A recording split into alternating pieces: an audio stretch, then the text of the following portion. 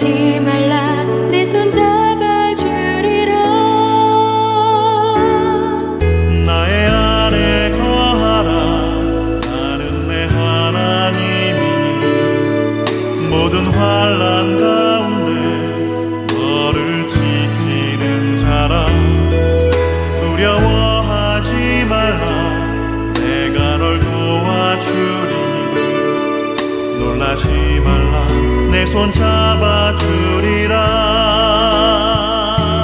내가 너를 지켜하여 불렀나니 너는 내 것이라. 내 것이라. 너의 하나님이라. 내가 너를 보배롭고 존귀하게 여기노라.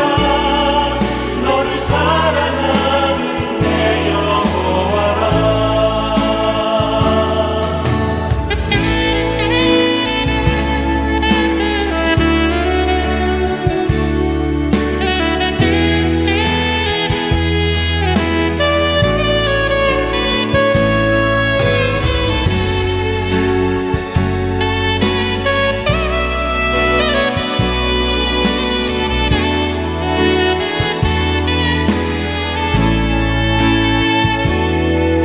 나의 안에 거하라. 나는 내 하나님이니 모든 환난 가운데 너를 지키는 자라. 두려워하지 말라. 내가 널 도와주리니 놀라지 말라. 내 손 잡아주리라. 내가 너를 지명하여 불렀나니 너는 내 것이라. 내 것이라. 너의 하나님이라. 내가 너를 보배롭고 존귀하게 여기노라. 너를 사랑하는 내 여호와라. 내가 너를 지명하여 불렀나니 너는 내 것이라. 내 것이라. 너의 하나님이라. 내가 너를 보배롭고 존귀하게 여기노라. 너를 사랑하는 내 여호와라. 너를 사랑하는 내 여호와라. 너를 사랑하는 내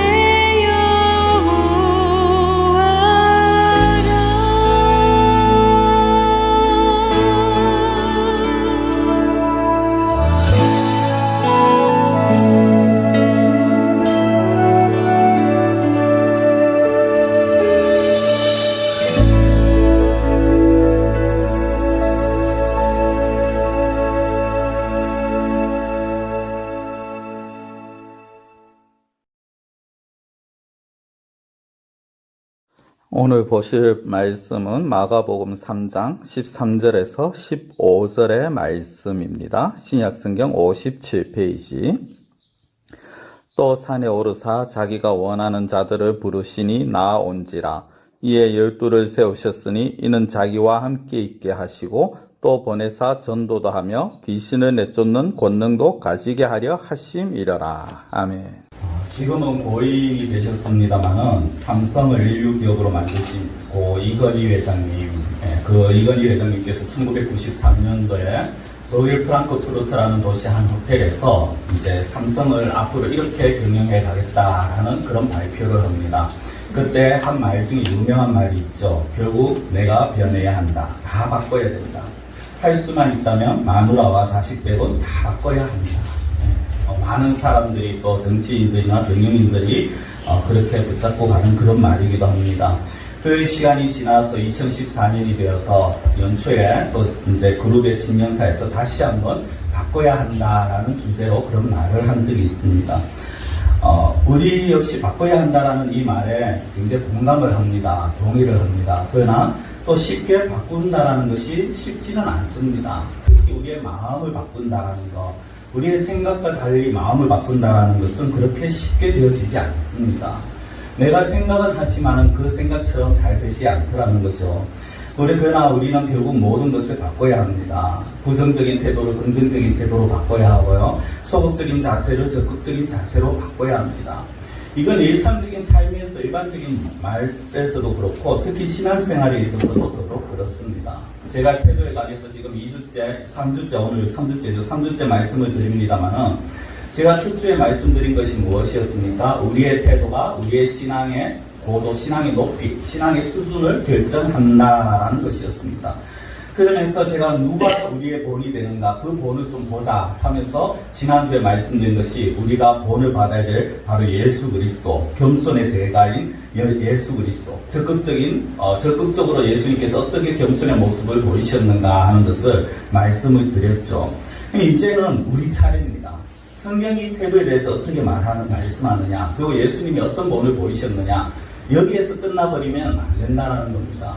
우리는 항상 말씀을 읽고 들을 때마다 어떤 자세를 가져야 하느냐면 이 말씀이 나에게 어떻게 오느냐, 내가 이 말씀을 어떻게 적용시키느냐로 해야 합니다. 예를 들어서 가나안 땅에 그 가나안을 점령하는 기사들을 보면서 옛날에 정말 하나님이 능력을 발휘했네, 그것으로 끝 이렇게 하면 안 된다는 거죠.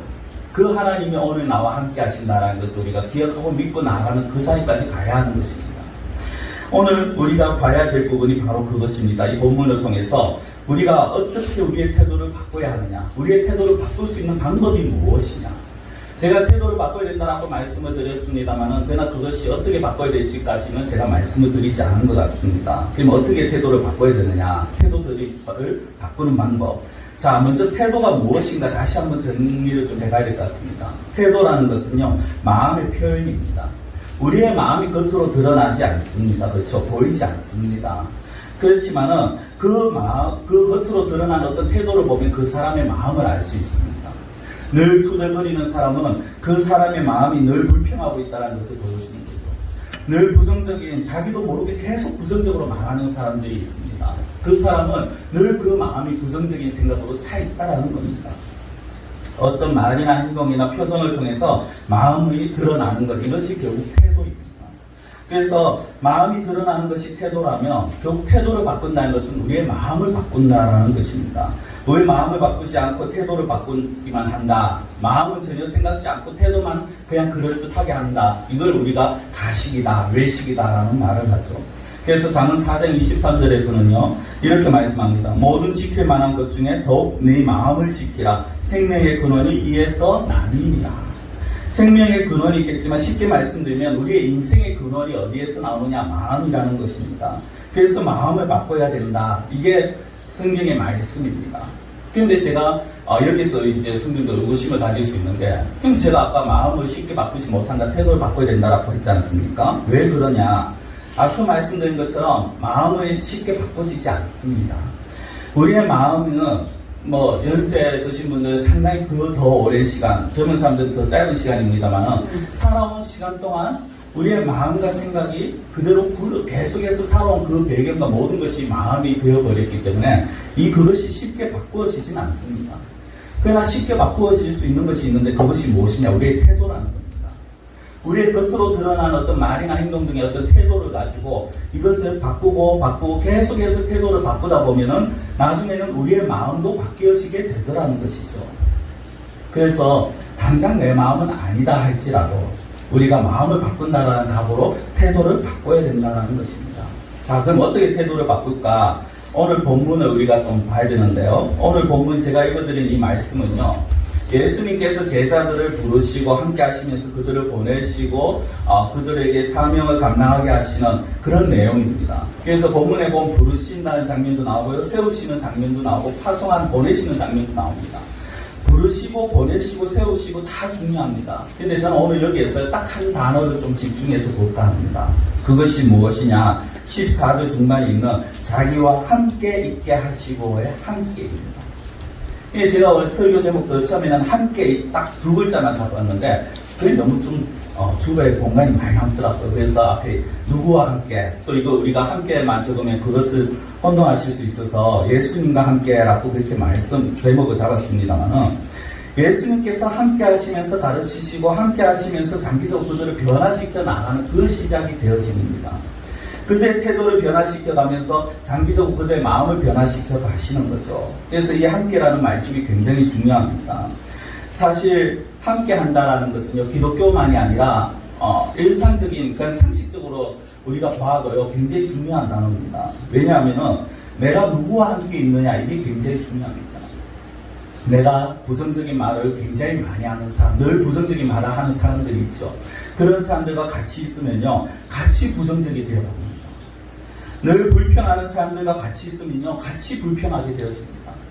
놀기 좋아하는 학생들과 같이 어울리면요 같이 놀기 좋아하고요, 좀 우리 흔히 말하는 집이 나쁘다 하는 아이들 있죠. 그런 아이들과 같이 어울리면 같이 집이 나빠집니다.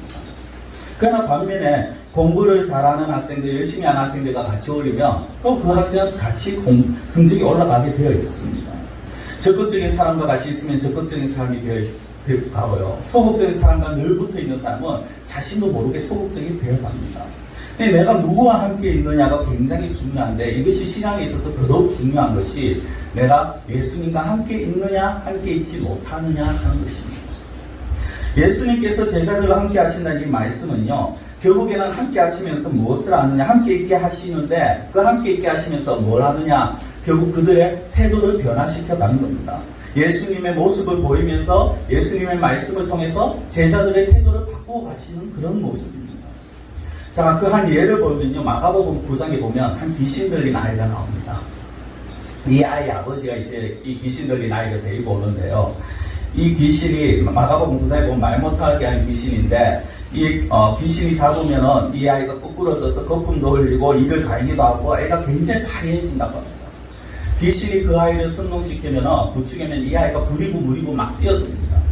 자, 이런 아이를 데리고 이제 이 아이 아버지가 제자들에게 왔어요. 근데 제자들이 고치지를 못합니다. 그리고 이제 잠시 후에 예수님께 옵니다. 예수님 앞에 데리고 와서 이 아이 아버지가 하는 말이 무엇이었을까요? 이렇게 말을 합니다. 무엇을 하실 수 있거든 우리를 불쌍히 여기사 도와주시옵소서. 무엇을 하실 수 있거든. 이 말이 어떤 의미일 것 같습니까? 당신이 고칠 능력이 있을 것 같으니까 이런 걸까요? 아닙니다. 지금 이 어떤 어투나 이런 거는요, 배경을 보면은 이 무엇을 하실 수 있거든, 이 말은 내 당신 제자들 보니까 고치지 못하는데 당신도 고칠 수 있을지 못 고칠지 내가 확신이 안 선다. 불신입니다. 믿지 못하겠다라는 겁니다. 그때 예수님께서 어떤 말씀을 하십니까? 우리가 너무 잘 아는 말씀인데 마가복음 9장 23절입니다. 예수께서 이르시되 할 수 있거든이 무슨 말이냐? 믿는 자에게는 능히 하지 못할 일이 없느니라. 할 수 있거든이 무슨 말이냐? 아버지를 책망하는 겁니다. 근데 이 아버지에서 끝날 것이 아니라요, 제자들까지 같이 나갑니다. 이 아버지가 믿음이 없다 이걸로 끝날 것이 아니라 제자들에게 같은 지금 말을 하는 겁니다. 너희들 역시 믿지 못하고 있는 거 아니냐?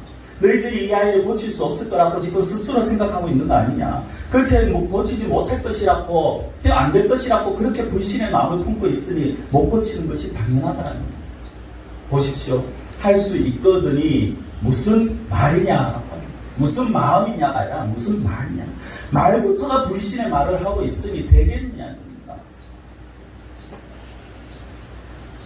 예수님의 이 말씀은요, 아버지나 그 제자들의 마음을, 지금 너희들 마음이 문제가 아니라 너희들 말투부터가 문제라는 겁니다. 그 불신, 믿지 못하는 그 말투를 할 수 있다라는 신앙의 말투로, 확신의 말투로 바꿔야 된다라는 겁니다. 그렇습니다. 성도 여러분, 서두에도 말씀드렸지만 우리 마음은요, 평생 가지고 온 것이고 또 평생 갑니다. 마음은 단시간에 바뀌어지지 않습니다. 그래서 예수님은 너희들 마음이 문제다가 아니라 너희들 그 말이 문제라고 하시는 겁니다.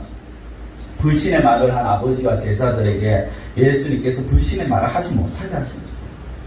제자들이 어떻게 보면 말부터 좀 신앙의 말을 하기를 원하신 겁니다.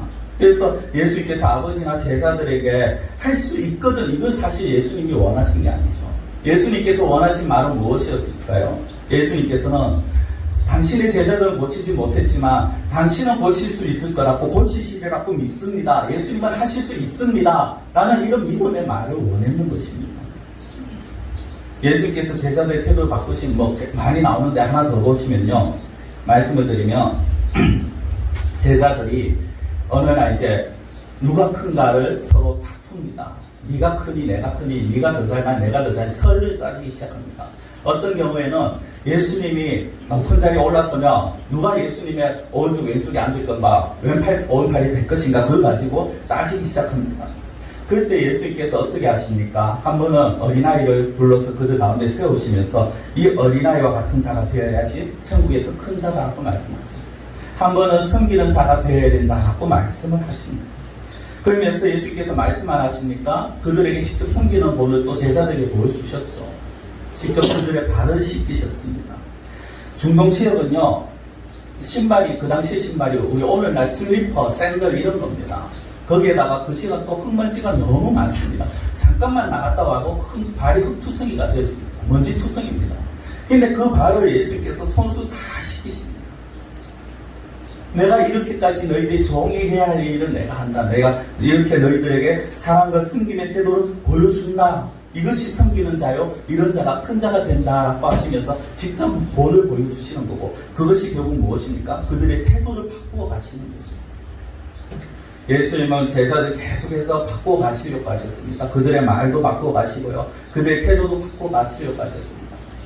이 제자들이요. 처음에는 굉장히 부정적인 자들이 많았습니다.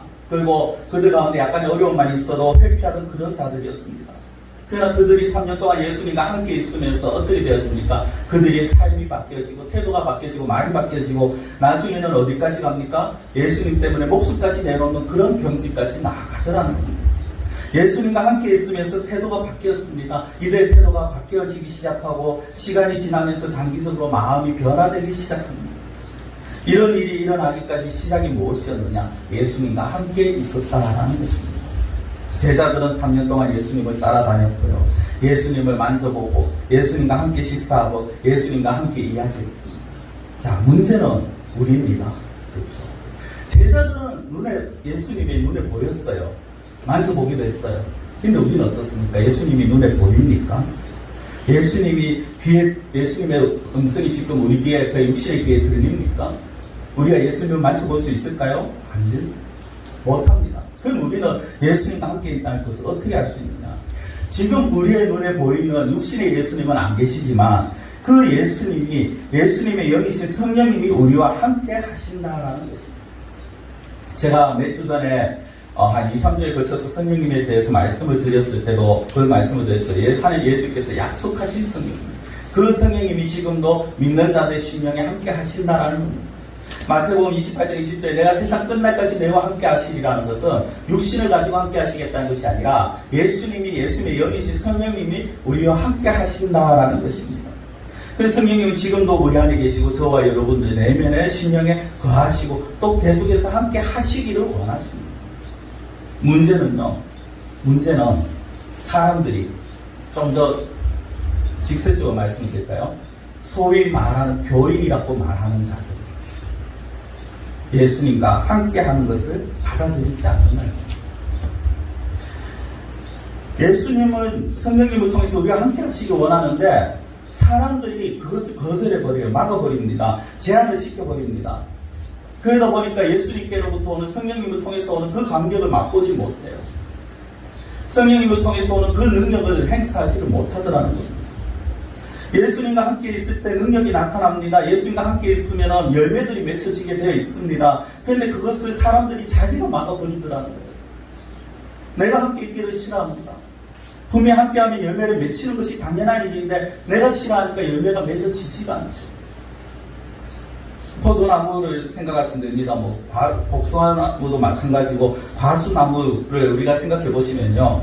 성경에 포도나무 비유가 많으니까 또 성경에서는 성도들을 가시라고 말씀했으니까 제가 포도나무 비유를 내겠습니다.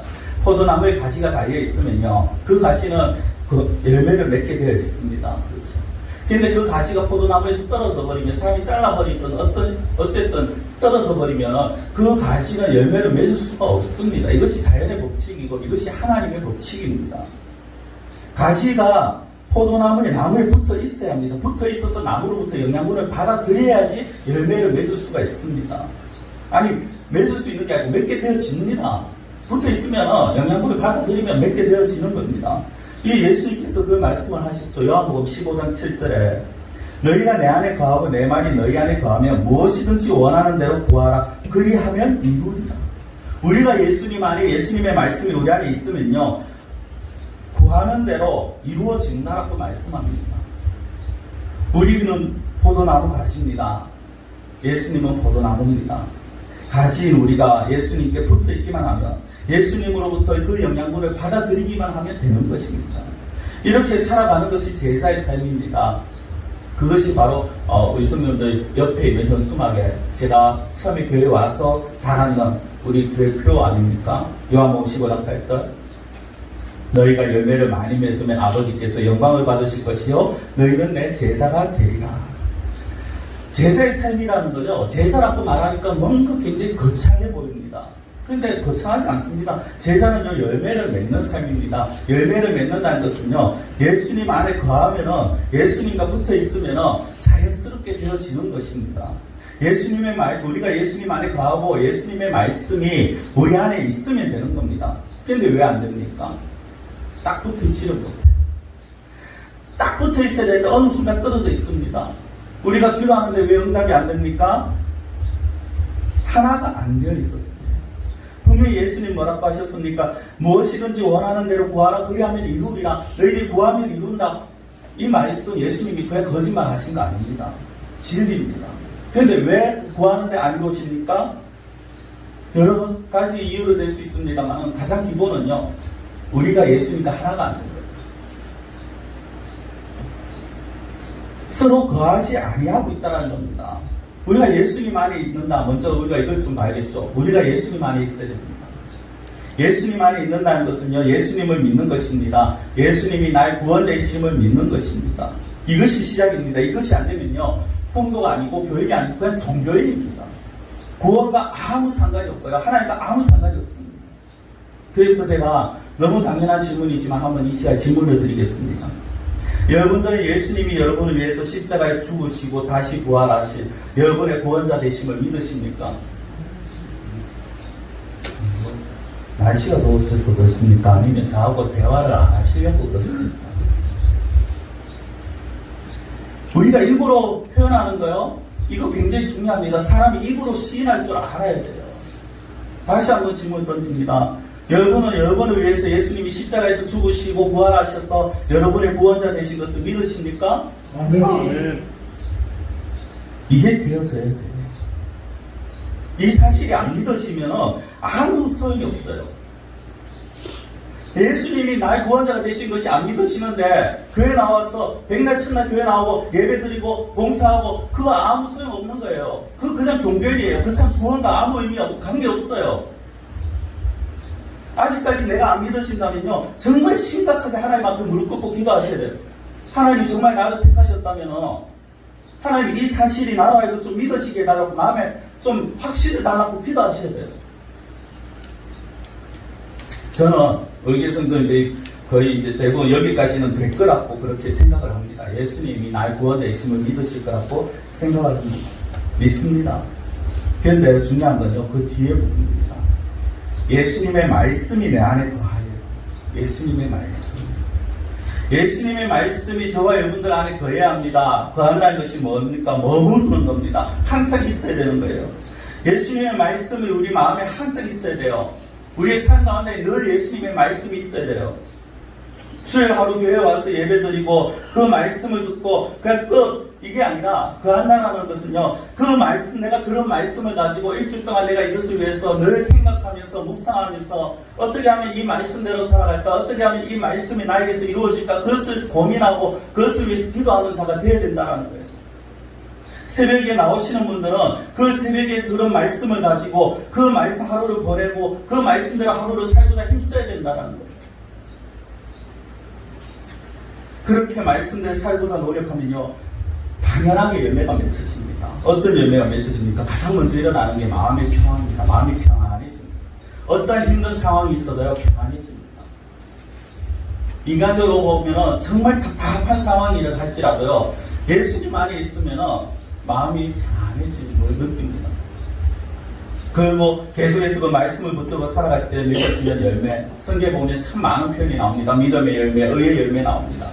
그 중에 가장 대표적인 것이 성령의 열매죠. 갈라디아서 5장 22절 23절에 오직 성령의 열매는 사랑과 희락과 화평과 오래 참음과 자비와 양성과 충성과 온유와 절제니 이 같은 것을 금지할 법이 없느니라. 성령의 열매를 금지할 법이 없어요. 이 말은 뭐냐면 성령의 열매를 못 맺게 할 그 어떤 것도 없다라는 거예요. 우리가 예수님 안에 거하고 예수님 말씀이 우리 안에 거하면 우리가 성령의 열매를 맺는 것은 당연하게 되어지는 겁니다. 어떤 분들은요, 아이고 말은 쉽지. 우리가 뭐 목사님처럼 늘 시간이 많은 것도 아니고 얼마나 바쁜데, 그렇죠? 살아가시고 일하시면 바쁩니다, 그렇죠? 근데 정말 말씀 읽을 시간 없고 말씀 들을 시간 없을까요? 왜 시간이 없을까요? 일하고 바빠서 죄송합니다만 그거는 핑계입니다. 관심이 없는 거예요, 관심이. 저는 요즘 TV 틀면요, 웬만한 가정은 제가 몇몇 가정 다녀보니까 웬만한 가정은 기독교 채널이 3개, 4개씩 나와요. 그 중에 하나를 듣고 계속 놔두고 거기서 나오는 설교, 거기서 나오는 찬양 들으시면 됩니다. 라디오 보면요, CBS와 극동방송 2개의 기독교 방송이 있어요. 그래서 저는 CBS 별로 안 좋아해요. 네. 왜냐면 벌써 세상 노래도 나오고 세상 이야기도 하고 있어 안 좋아하는데, 극동방송 구미 주파수가 105.9입니다. 틀면요, 그 극동방송은 하루에 한 번인가 2번 뉴스 빼고는 계속해서 찬양, 기도, 말씀, 찬양, 기도, 말씀 계속 반복돼요. 운전하시는 분은 켜놓고 계시면 되는 거예요. 인터넷 하실 수 있는 분들은요, 인터넷상에 보면 얼마나 요즘 말씀을 많이 찾아서 들을 수 있는지 모릅니다. 저희 교회에도 이제 인터넷 카페가 있지 않습니까? 그 카페의 존재 이유가 뭐냐? 좀 말씀을 들으시라. 주일날 못 오시는 분들 그걸 통해서라도 말씀을 들으시라는 거예요. 시간이 없다라는 거 솔직히 말하면 우리 자기 변명 아닐까요? 관심이 없는 거죠. 차 운전하면서 손가락 몇 번만 하면요, 라디오가 많이 나옵니다.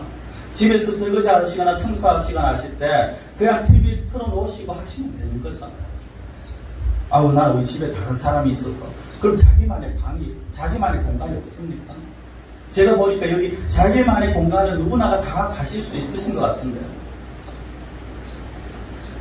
우리 집에 있는 사람, 그 사람들 TV를 보라 하고, 나는 내가 나만의 공간에서 말씀을 보고, 나만의 공간에서 기도를 하고, 나만의 공간에서 그냥 하나님과 깊은 교제를 해보는 거예요. 우리가 정말 열매를 맺기 원한다면 함께 해야 하는 겁니다. 아이고, 그냥 대충 살다가 천국만 가면 되지. 그게 과연 옳은 방법일까요? 대충 살다 천국 가면 하나님께서 아이고 그래 너 수고했어, 아이고 그 험한 세상 참 대충 산다고 고생했어, 그러실까요? 불호령이 떨어질 겁니다. 너 정말 시간이 없었냐? 너 정말 그렇게밖에 안 되더냐?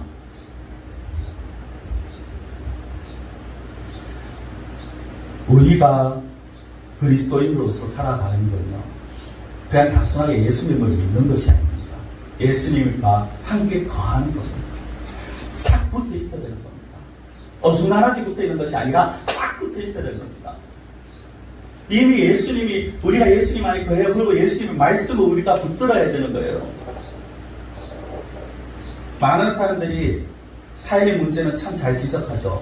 저 사람 말투가 왜 저래?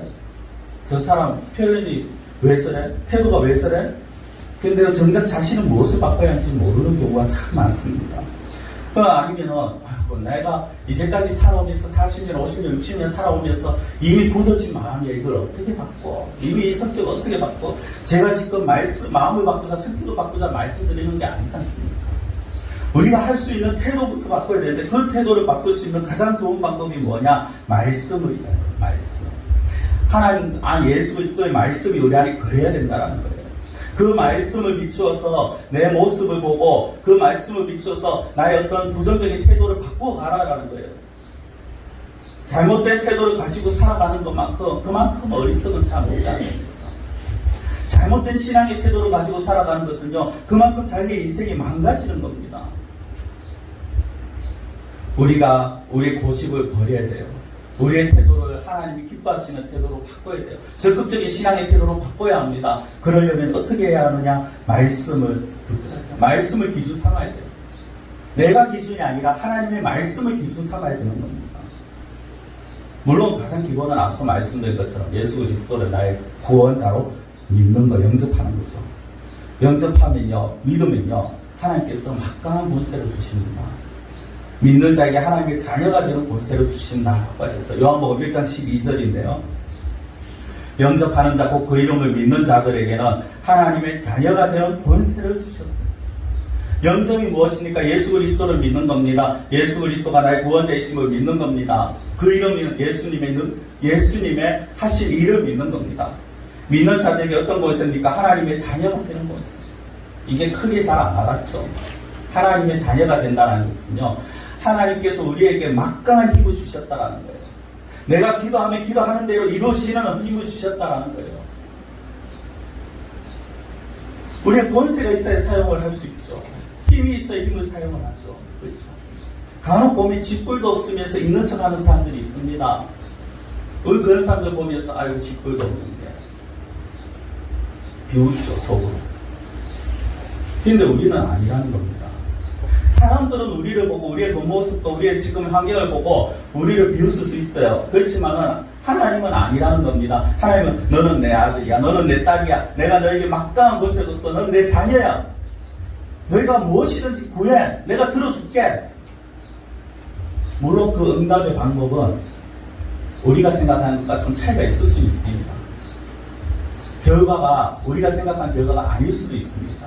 그렇지만 중요한 것은요, 하나님께서 우리의 기도에 대해서 하나님께서 응답을 주실 때 어떻게 주시느냐? 가장 좋은 것으로 주신다. 믿으십니까? 하나님은 우리의 기도를 반드시 응답하십니다. 응답하시는데 대충 주시는 게 아니라 가장 좋은 것으로 주십니다. 그런데 그거를 확신을 가지고 기도해야 되는데 기도를 안 하니까 하나님이 응답을 주시는지 안 주시는지, 하나님, 내가 정말 하나님의 자녀로서 권세가 있는지 없는지를 모르는 거죠.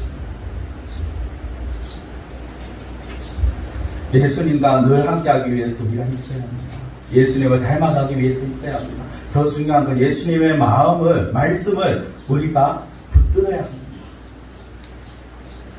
예수님과 함께 있고 하나님의 그 예수님의 그 말씀을 우리 안에 거하는 자들은요, 누가 시키지 않아도 열매가 맺혀서요. 누가 시키지 않아도. 야, 너 좀 열매 좀 맺어봐. 너 좀 어떻게 충성해봐. 너 봉사해봐. 너 좀 어떻게 사랑을 좀 보여줘봐. 그렇게 안 해도 정말 말씀을 붙들고 살아가는 사람들은요, 말씀이 그 사람 안에 거하는 사람은 열매를 맺혀줘요. 자기도 모르는 사이 열매가 맺어지고 다른 사람들이 그것을 보게 돼요. 포도나무 가지가 포도나무에 붙어있으면 열매를 맺는 건 당연한 겁니다. 우리가 말씀과 성경을 통해서 늘 예수님과 함께 한다면 예수님을 닮아가게 되고 태도가 변하고 우리의 심령이 변하고 우리의 삶에서 풍성한 열매가 맺어지게 되어 있습니다. 말씀을 맺겠습니다. 성도 여러분, 태도를 바꾸면 수준이 달라집니다. 높이가 달라집니다. 우리의 인생이 달라집니다. 신앙도 마찬가지입니다. 우리의 신앙의 태도가 적극적으로 정말 계속해서 앞에서 제가 지지난주부터 한 것을 다 정리해드리면 이겁니다. 적극적으로 하나님의 말씀, 예수님의 말씀을 우리가 우리 안에 거래요. 예수님의 말씀과 늘 함께 하자라는 겁니다. 예수님을 닮아가자라는 겁니다. 닮기 위해서 그 말씀을 우리가 늘 함께하고 그 말씀을 붙들고 그 말씀대로 머리 생각은 내가 안 된다 할지라도 우리가 말부터 표현부터 행동부터 바꾸어 가자라는 겁니다. 할 수 있거든. 우리는 이런 태도 버려야죠. 그렇죠. 할 수 있거든. 이게 아니라 예수님은 하실 수 있습니다. 예수님의 말씀을 내가 믿습니다 하고 그 말씀을 붙들고 오늘도 하나님, 오늘 이 말씀을 가지고 내가 어떻게 살아가야 할지 가르쳐 주시옵소서. 예수님, 하나님, 이 말씀이 오늘 나의 삶의 영양분이 되게 해주시옵소서. 그렇게 살아갈 때, 그럴 때 우리의 삶에서 능력이 나타나고 변화가 일어나게 되어질 것입니다. 기도드리겠습니다. 사랑의 하나님 아버지, 우리가 참 마음은 어리로되 육신이 약하다라는 말을 너무 많이 합니다. 마음은 성도답게 살아가는 것이 많지만 우리의 육신이 안 된다는 말을 참 많이 합니다. 그러나 하나님 그것이 우리의 핑계임을 깨닫게 하시고 우리가 정말 예수 그리스도를 닮아가면서 적극적으로 우리가 예수님의 말씀을 붙들고 살아갈 수 있는 저희들이 되게 하여 주시옵소서.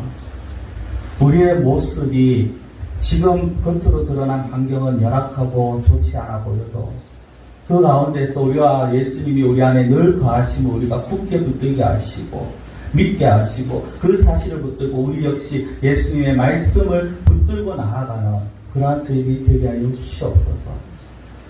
너희가 내 안에 거하고 내 말이 너희 안에 거하면 구하는 대로 이루어지리라 하신 그 말씀을 저희들이 확신하게 하시고 늘 성령님과 예수님과 날마다 함께함으로써 우리의 삶에 풍성한 열매가 맺혀지게 하여 주시옵소서. 저희들이 연약하고 부족하오니 하나님께서 저희들을 붙드시고 도와주실 줄 믿사옵고 모든 것을 예수님의 이름으로 기도드리옵나이다. 아멘.